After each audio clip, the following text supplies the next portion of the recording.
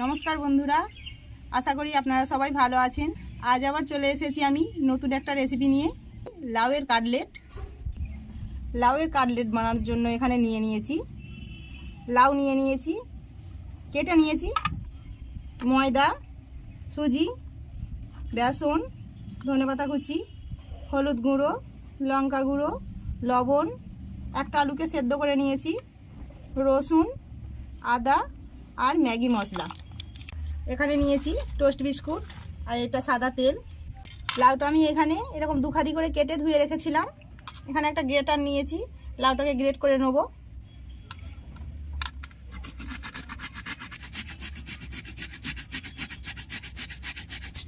লাউটা খুব নরম লাউ হলেই ভালো হয়। লাউটা গ্রেট করতে থাকুক, আমি ততক্ষণে আদা রসুনটা পেস্ট করে নেব। রসুনগুলোকে থেঁতলে নেব। রসুনটা এইভাবে থেঁতলে নিয়েছি, তুলে নেব।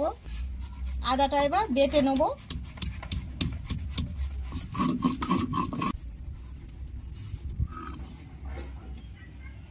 প্যাকেট থেকে আমি কয়েকটা টোস্ট বার করে নিয়েছি, গুঁড়ো করে নেব।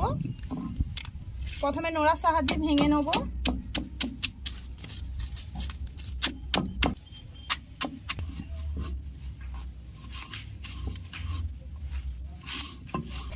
সব টোস্টগুলো গুঁড়ো করে নিয়েছি, তুলে নেবো এই প্লেটটার মধ্যে।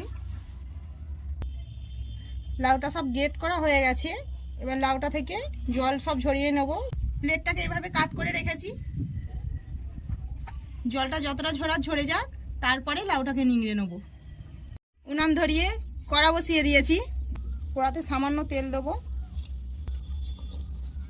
থেতো করা রসুনটা দিয়ে দিয়েছি, হালকা করে ভেজে নেব।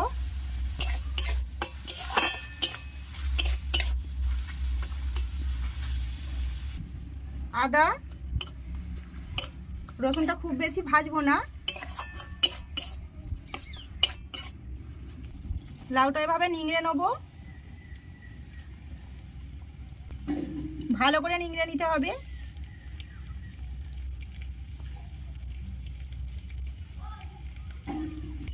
নিংড়ে রাখা লাউটা দিয়ে দেবো।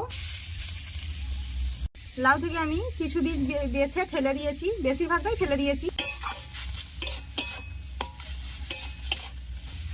সেদ্ধ আলুগুলোকে হাত দিয়ে আমি ভেঙে ভেঙে দিয়ে দেবো।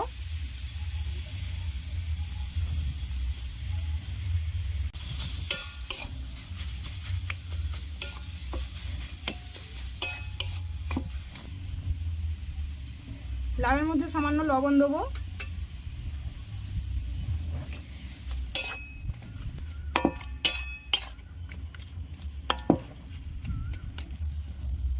বেসন দেবো 1 চামচ, হাফ চামচ, 1.5 চামচ।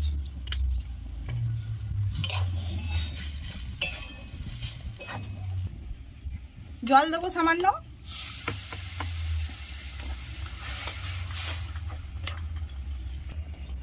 সুজি দেবো 4 চামচের মতো, 2 চামচ, 3 চামচ, 4 চামচ। আর একটু জল দেবো সুজিটা সেদ্ধ হওয়ার জন্য। লঙ্কা হলুদের গুঁড়োটা দিয়ে দেবো, ধনেপাতা কুচানোটাও দিয়ে দেবো।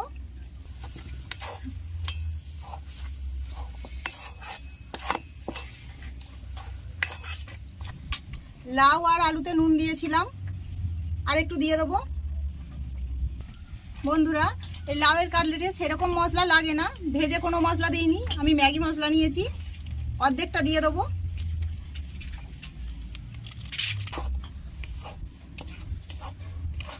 মশলাটা দিয়ে ভালো করে সব কিছুকে কষে নেব। বন্ধুরা, এই কাটলেটটা খেতে খুব ভালো লাগে।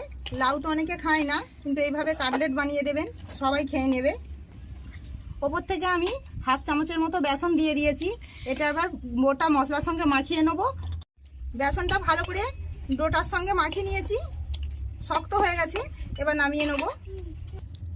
ডোটা তো ঢেলে নিয়েছি, এবার চারিপাশটা এইভাবে চাড়িয়ে দেবো, ঠান্ডা করে নেব।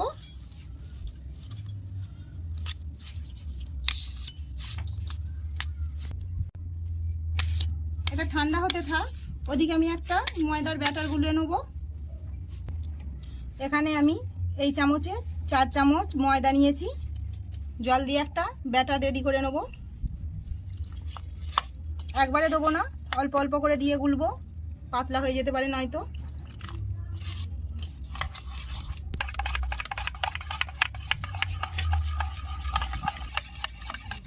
ব্যাটারটা গুলে নিয়েছি। দেখুন এই যে চামচটা ডোবাচ্ছি, পেছন দিকটা এই যে তোলার পরে এরকম লেগে থাকবে, এই রকম ঘনত্বের করে নিতে হবে। এবার আমি ব্যাটারের মধ্যে লবণ দেবো,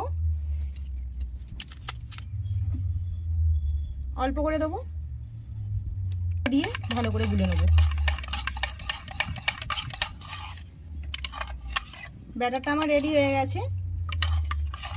আমার প্রত্যেকটি ভিডিওতে একটি করে টিপস দেওয়া হয়। আজকের ভিডিওর টিপস হলো যে কোনো চপ বা কাটলেট রেডি করার সময়, পুর রেডি করার সময় আপনারা শুকনো বেসন দেবেন 2 চামচ 1 চামচ যেমন পারবেন। স্বাদটাও বেড়ে যাবে, ভেতরটা খাস্তা হবে আর খেতে সুন্দর লাগবে।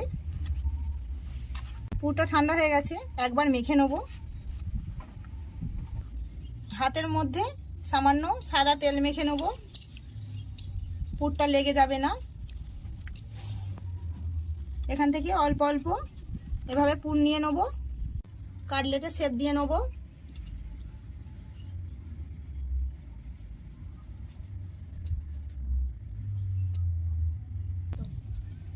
একটা হয়ে গেছে। আমি এই রকম সাইজে এইভাবে শেপ দিয়ে নিয়েছি, আপনারা আপনাদের মতো করে শেপ দিয়ে নেবেন। প্রত্যেকবারে হাতে তেল লাগানোর দরকার নেই।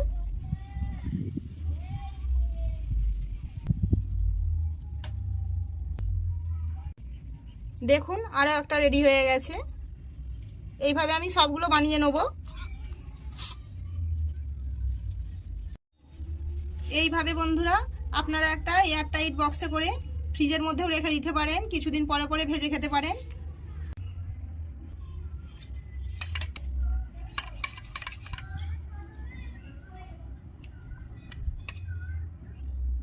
ময়দার গোলায় এভাবে ডুবিয়ে এভাবে ছেঁকে নেবো চামচ দিয়ে।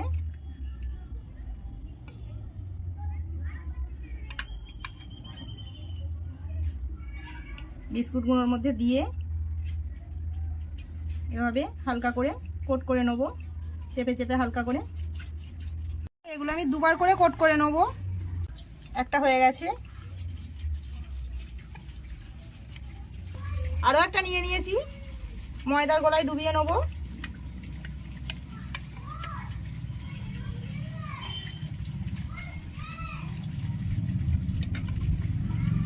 আবার বিস্কুটের গুঁড়ো দিয়ে দিয়েছি, এভাবে কোট করে নেবো সবগুলো।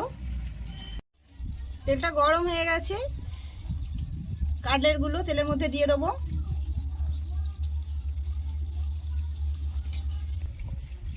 অল্প অল্প করে দিয়ে ভেজে নেবো, একবারে সব দেবো না।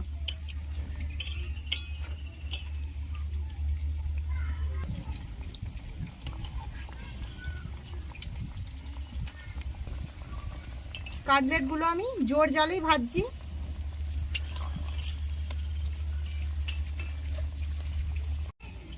ভাজা হয়ে গেছে, এগুলো তুলে নেব।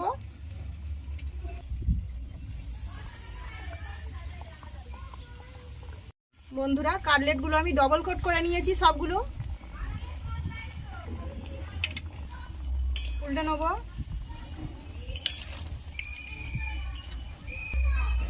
একইভাবে সবগুলো আমি ভেজে নেব।